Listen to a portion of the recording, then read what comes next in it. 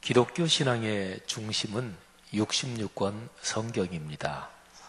66권 성경이 하나님의 말씀이다, 하나님의 진리다, 이거를 굳게 붙잡는 게 기독교 신앙의 중심입니다.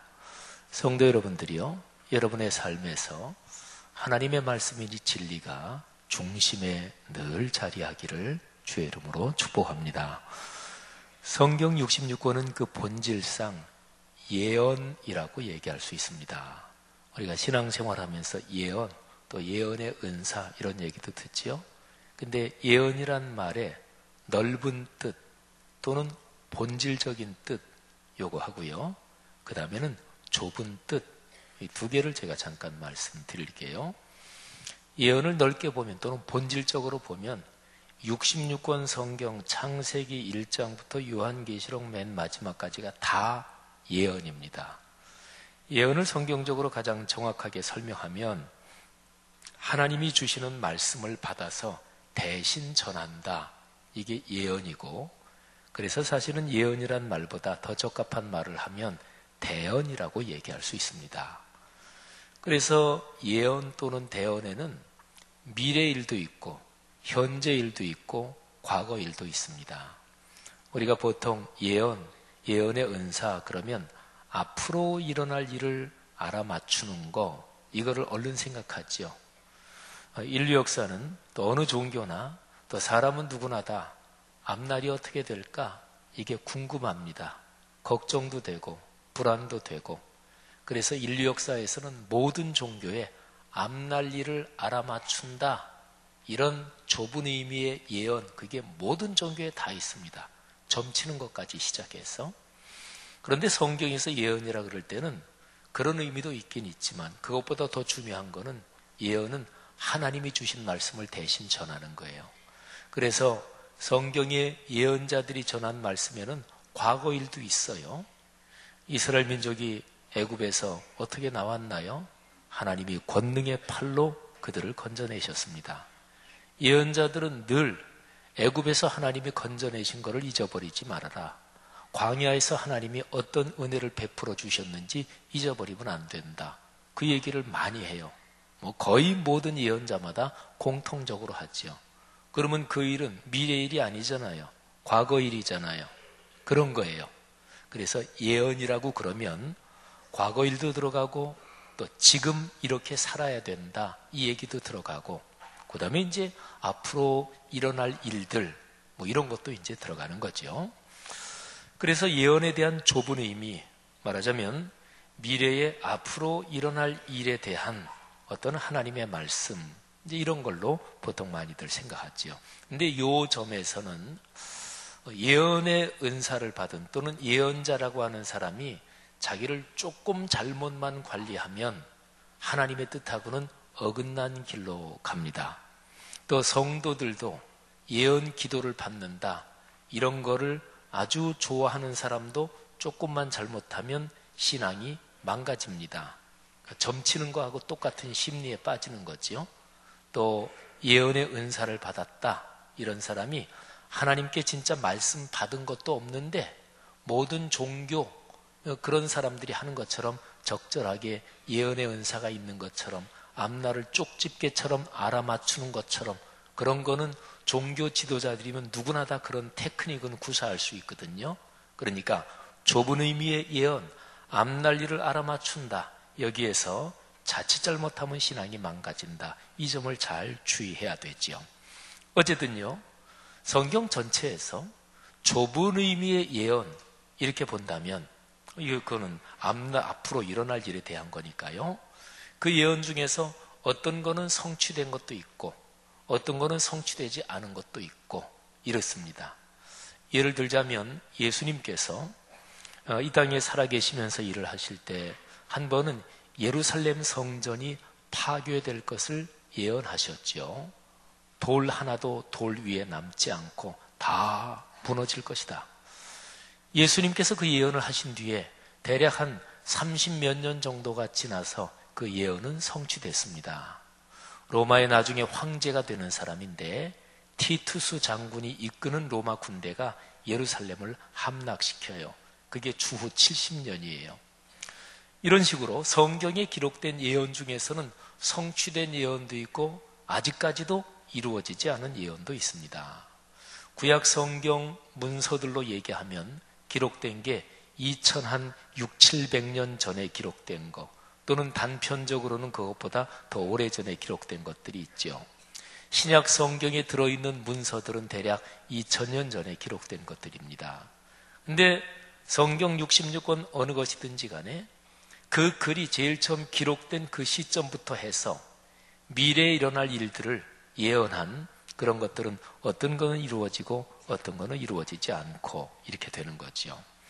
신약 성경에 기록된 예언 중에서 이루어지지 않은 것, 뭐 그런 것도 있고 구약도 마찬가지겠죠. 그죠? 근데 성경 전체에서 이루어지지 않은 예언 중에서 가장 대표적인 것, 앞으로 일어날 일인데 그게 바로 예수 그리스도의 재림입니다. 성도 여러분, 한국에서 뭐 언제 예수님이 재림하신다, 벌써 한 30몇 년 전인가요? 한 30년 전 가까이 다 되네요. 그래서 이단이 하도 그렇게 막 나대는 바람에 사회적인 문제로까지 됐죠.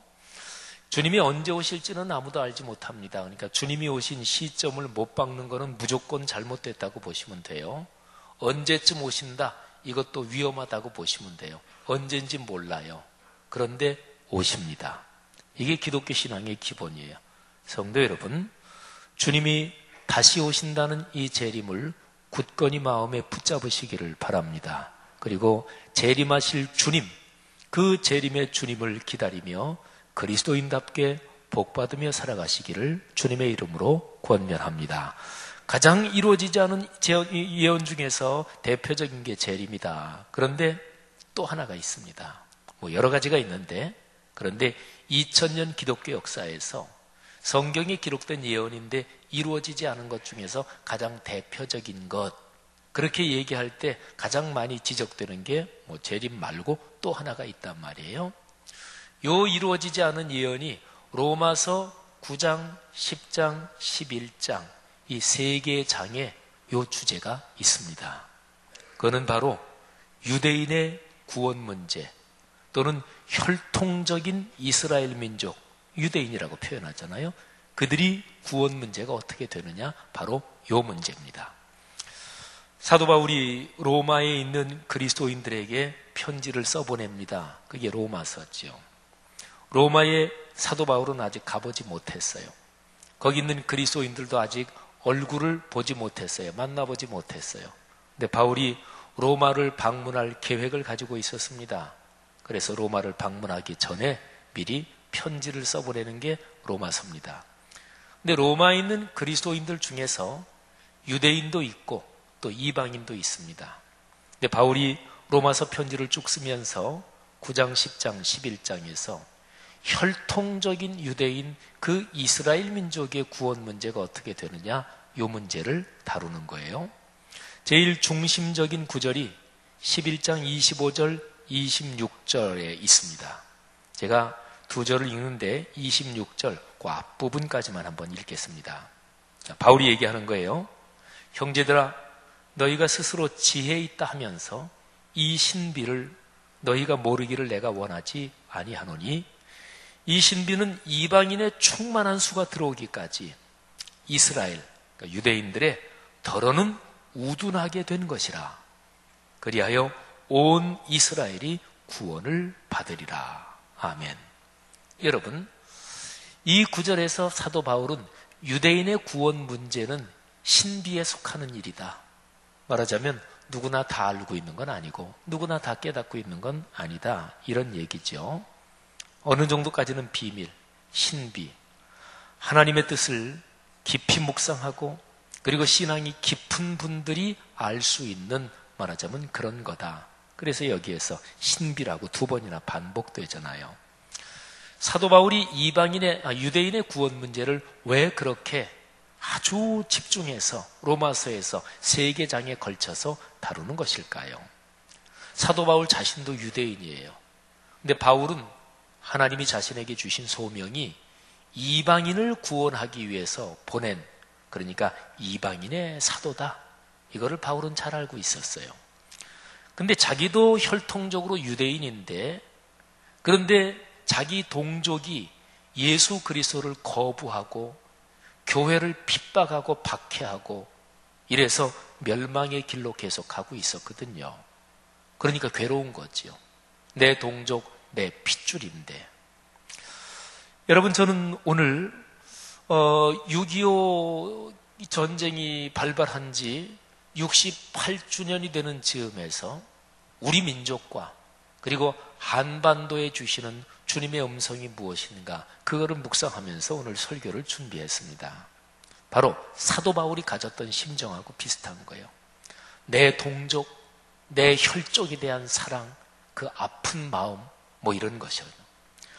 사도 바울이 자기 동족, 혈통적인 유대인 이스라엘 민족이 예수 그리스도하고 정반대 입장에 서서 주님하고 충돌하고 하나님하고 싸우고 그리스도인과 교회를 박해하고 잡아 죽이고, 이게 얼마나 가슴이 아팠는지 바로 로마서 9장에 그 심정이 잘 나타나 있어요.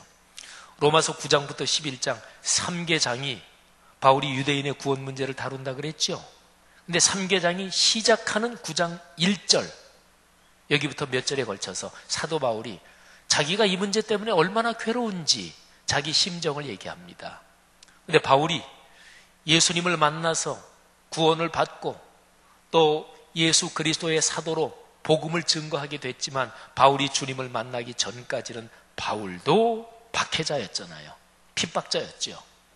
교회를 박해하고 예수 믿는 사람을 잡아다가 옥에 가두고, 또 스데반 집사를 사람들이 돌로 쳐 죽일 때는 바울도 그 사람 돌에 맞아주고 마땅하다 그러면서 사람들이 거추장스러운 겉옷을 벗고 돌을 들어치는데 그 옷을 맡아갖고 있던 사람이 바로 바울이었거든요. 그러니까 바울 자신도 옛날에 박해자 그리고 핍박자였다가 예수 그리스도를 만나서 메시아를 만나게 되고 구원의 은혜를 체험하게 되니까 더더욱이나 심정이 굉장히 복잡한 거지요. 아마 여기에 앉아 계신 분들 중에서도 옛날에 교회라면 아주 미워하고 예수 믿는 사람들, 아우 예수쟁이, 그것들 지긋지긋해, 이런 사람들 분명히 여기도 계실 거예요. 또는 부인이 먼저 예수 믿는데 부인을 박해하고 못살게 굴고 그리고 성경책 찢어서 아궁이에 던져놓고 이런 분들 분명히 여기 계실 거예요. 남자분들, 남편분들이 있겠고 시어머니도 있을 테고, 남편분들은 후회 막급하시죠? 나이가 드니까 부인한테 꽉 쬐서 어쨌든 바울이 말하자면 그런 심정을 가지고 있는 거예요. 바울이 그런 것 때문에 자기 동족 유대인들이 예수 그리스도의 대적자가 되어 있는 그 당시 현재 상황을 얼마나 가슴 아파하는지 로마서 9장 1절부터 3절을 한번 들어보세요. 내가 그리스도 안에서 참말을 하고 거짓말을 아니하노라. 나에게 큰 근심이 있는 것과 마음에 그치지 않는 고통이 있는 것을 내 양심이 성령 안에서 나와 더불어 증언하노니, 나의 형제, 유대인을 말하죠. 곧 고륙의 친척을 위하여 내 자신이 저주를 받아 그리스도에게서 끊어질지라도 원하는 바로라. 아멘. 여러분, 바울이 빈말하는 분 아니죠. 그냥 표현상으로, 속마음은 안 그러면서 표현상으로만 그냥 그렇게 예의를 갖추어서 상대방 입장 생각해서 그렇게 말하는 분 아니라는 것을 우리는 성경에 나오는 바울이 어떤 분인지 잘 압니다. 근데 바울이 뭐라 그래요? 내가 저주를 받아서 예수 그리스도에게서 끊어진다고 그래도 내 동족만 구원되면 내가 그래도 좋다, 이런 얘기잖아요. 근데 사실은 이거는 참 이해하기 힘든 말이기도 해요. 바울의 심정이 자기 혈통의 동족 유대인 이스라엘이 구원받지 못하고 예수 그리스도의 복음의 대적자가 되는 게 얼마나 가슴이 아프고 그리고 진짜로 고통스러운지, 그거를 이 정도까지 표현한단 말이에요. 우리 예수 믿는 사람들이 아이고 겸손하게, 아유 내가 무슨 구원받을 자격이 있겠어요, 저는 천국 갈 자격 없습니다, 저는 그냥 지옥만 가도 괜찮습니다, 이런 얘기 절대로 하면 안 돼요. 그거는 겸손이 아니에요. 그거는 성경의 진리를 모르는 거거든요. 그러니까 예수 그리스도에게서 끊어진다 그래도 저는 괜찮습니다, 이거는 양보할 수 있는 게 아니에요. 그러면 안 돼요. 근데 사도 바울은 지금 그렇게까지 표현하고 있잖아요. 얼마나 고통스러울까요? 사도 바울이 그 고통 가운데 하나님께 기도했겠지요. 신앙이 좋은 분들, 또 기도가 뭔지 알고 기도의 체험이 있고 그리고 기도를 깊이 하는 분들의 공통점이 있습니다. 내가 가지고 있는 문제 또는 내 삶에 내가 사는 이 주변의 이런저런 상황 중에서 중요한 문제다 그러면 반드시 그 문제를 붙잡고 기도합니다. 그리스도인이 다 그러는 건 아니에요. 자식 문제 때문에 막 속 쏟고 그러는 분들 자식 기르면서 다 그러잖아요. 근데 예수 믿는 사람 중에서 자식 문제 때문에 막 속 쏟고 걱정하고 잔소리하고 그러면서도 기도는 안 하는 분들 많습니다. 근데 기도가 뭔지 기도의 체험이 있고 기도를 깊이 하시는 분들은 어려운 문제가 있다 그러면 기도합니다. 큰 고통이 있다 그러면 더더욱 기도합니다. 중대한 문제다 당연하죠. 기도합니다. 그러면 사도 바울이 이토록 큰 고통이 있고 마음속에 근심이 가득한데 그 문제 붙들고 기도했을 거 아니겠어요? 바울이 기도하고 금식 기도도 했겠죠. 기도할 때마다 주님께 부르짖었겠지요. 오 주님, 주님께서 아브라함을 부르셔서 우리 아브라함의 혈통에서 이어지는 우리 유대인들 이스라엘 민족을 먼저 부르셨는데 주님, 이스라엘 민족을 버리신 것입니까? 메시아 예수 그리스도가 오셨는데 이스라엘 민족이 예수 그리스도를 알아보지 못하고 메시아를 알아보지 못하고 대적하고 십자가에 못 박아 죽였잖아요. 대제사장 바리새인들은 혈통적인 이스라엘 민족 중에서도 가장 중요한 지도자들, 그들이 예수님을 못 박았잖아요. 바울이 기도했겠죠. 그때 이제 기도 중에 하나님이 바울한테 가르쳐 주신 거예요. 그래서 바울이 지금 얘기를 하는 거예요. 아까 제가 읽어드린 로마서 11장 25절 26절에서 바울이 하나님께 기도하는 중에 하나님이 유대인의 구원 문제에 대해서 가르쳐 주신 그 신비 하나님의 섭리에 대해서 얘기하는 거예요. 그 기본 구도가 이런 거예요. 이스라엘 민족이 유대인들이 메시아로 오신 예수를 배척하니까 그러니까 복음이 이방인들에게 우선은 갈 수밖에 없었어요. 사도 바울, 자기 동족 유대인을 이토록 사랑하는 사람은 사실은 너는 내 동족 유대인을 구원하는 그 사명을 맡긴다. 이래야 제일 좋잖아요. 근데 바울에게는 이방인에게로 바울을 보냅니다. 그래서 이방인 선교가 강력하게 이루어지는 거예요. 하나님께서 이 세상을 창조하신 하나님께서는 세상 모든 사람을 다 구원하기를 원하십니다. 이게 우리 교회 표현으로 말하면 온 세계 선교예요. 이 일에 동참하고 이 일을 위해서 기도하고 이 일을 소중하게 여기는 사람에게 하나님의 축복이 있을 것입니다. 온 세계 선교, 땅끝까지 복음을 전하는 일에 어떤 방식으로든지 어떻게든지 참여하는 성도의 지혜가 있기를 주의 이름으로 축복합니다. 바울이 이런 고통을 안고 하나님 앞에 기도하는데 하나님께서 가르쳐주신 비밀이 그거예요. 온 세계 모든 사람들이 다 메시아 예수 그리스도의 구원을 받아야 된다. 그래서 이방인들에게 복음이 전파되는 거예요. 그 계기는 유대인들이 예수 그리스도를 거부하기 때문에 그래서 이방인에게로 복음이 퍼져나가는 거지요. 계기가. 근데 그건 하나님의 섭리 가운데 있다는 얘기지요. 그래서 세계 모든 사람들, 이방인들의 충만한 수가 예수 그리스도를 통해서 하나님의 자녀가 되고 그리고 나서 결국에는 이스라엘 민족이 현재는 주님을 반대하지만 이방인의 충만한 수가 주님께로 돌아오고 그리고 유대인들도 결국은 구원을 받게 된다. 바로 이거죠. 그래서요, 기독교 2000년 역사 속에서 유대인들, 혈통적인 유대인들이 대량으로 예수님을 믿게 된다. 이런 사건이 벌어지면 기도 깊이 하는 사람들 2000년 역사 속에서 그리스도인 지도자들이 바짝 긴장했어요. 주님 재림하실 때가 됐구나. 이런 거예요. 사랑하신 여러분, 사도 바울이 자기 민족에 대한 이런 깊은 사랑을 가지고 하나님께 간절히 기도하고 자기 민족이 결국은 구원을 받는다. 이거를 확신하고 있었어요. 우리가 이 말씀에서 어떤 교훈을 받아야 될까요? 우리나라 요즘 상황이 어떻습니까? 내일은 한국 전쟁, 6.25 전쟁 발발 68년이 되는 해입니다. 독일하고 우리나라를 많이 비교를 해요. 독일 분단국가였다가 통일됐잖아요. 우리나라 현재 분단국가인데 요즘 평화 쪽으로 기운이 상당히 일고 있잖아요. 뭐 계속해서 평화의 무드가 정착이 되고 또 비핵화가 되고 이게 수많은 난관이 있겠지만 어쨌든 현재 남북 북미 회담을 통해서 평화의 기운 쪽으로 가고 있잖아요. 근데 독일하고 우리는 여러 면에서 다른데 결정적으로 다른 점이 있습니다. 독일은 동서독으로 갈라지면서 자기 민족끼리 피 흘리면서 싸우지 않았어요. 그죠? 근데 우리나라는 남북으로 갈리고 하면서 우리 민족끼리 수도 없이 죽이고 싸우고 이 아주 피 흘린 역사가 있었죠. 이게 결정적으로 달라요. 사랑하신 여러분, 오늘 사도 바울의 본문에서 우리가 받아야 될 교훈이 한 두어 가지가 되는데 우선 첫 번째로는 예수 믿는 사람은 나라를 진정으로 사랑해야 돼요. 근데 나라 사랑한다는 게 우리나라가 최고고 다른 나라는 다 아래로 깔아보고 이거는 성경적이 아니에요. 그거를 국수주의라고 그러죠. 국수주의의 사전적인 뜻은 이래요. 우리나라, 자기 나라의 문화나 전통 또 우리나라만 가장 우수한 것으로 믿고 그리고 남이 나라 거는 다 배척하고 그리고 아래로 깔아보고 무시하고 이걸 국수주의라 그래요. 독일이 히틀러 치하에서 국수주의로 똘똘 뭉친 거예요. 일본도 우리나라 강제 통치할 때 일본 민족이 1등 민족, 조센징 뭐 다 2등 아래로 깔아보고 인종 자체가 열등하다 이렇게 한 거지요. 국수주의는 하나님을 배척하는 거예요.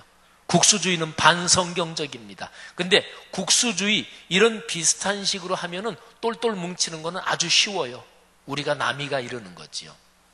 모든 종류의 소집단 이기주의는 하나님을 대적하는 것입니다.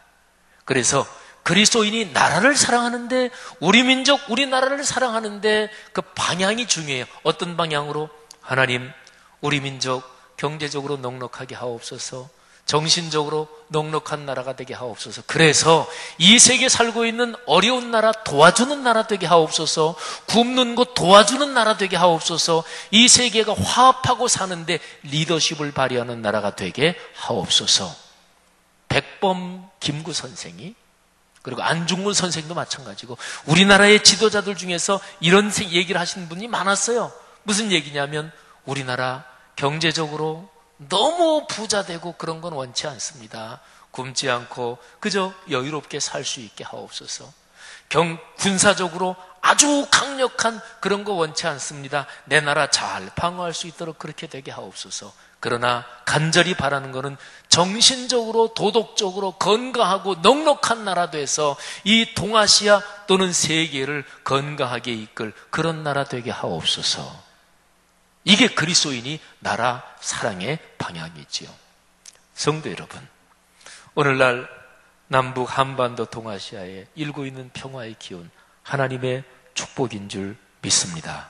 우리 그리스도인이 이런 상황 속에서 오늘 로마서 9장부터 11장 큰 틀을 묵상하면서 우리가 생각해야 될 건 그거예요.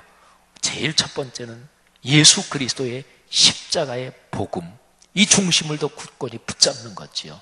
그래서 누구든지 이북에 살고 있는 분 당연하죠. 우리 동족인데, 그리고 동성애자들 요즘 사회적으로 이슈가 되는데 그분들도 사랑하고, 이슬람 한참 문제가 되고 지금 제주도에 난민 들어오는데 그게 이슬람 계열 사람들이에요. 그래서 막 걱정하고 그러는데, 그런데 예수 그리스도가 공산주의자든 이슬람이든 동성애자든 예수님은 그들 다 사랑하셨을 거 아니겠어요? 그죠?